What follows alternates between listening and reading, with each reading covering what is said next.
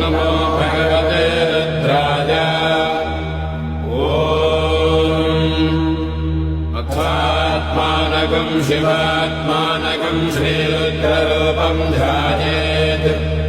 शुद्धस्फटिकसङ्काशं त्रिनेत्रं पञ्चवक्त्रकम् गङ्गाधरं दशभुजं सर्वाभरणभूषितम् नीलग्रीवं शशाङ्काङ्कं नागयज्ञोपवेदिनम् व्याघ्रधर्मोत्तरीयं च वरेण्यमभयप्रदम् कमण्डलवक्षसोत्तानाधारिणं शूलपाणिनम् ज्वलन्तं पिङ्गलजटाशिखामद्योतधारिणम् वृषस्कन्धसमारोढं उमादेहार्थधारिणम्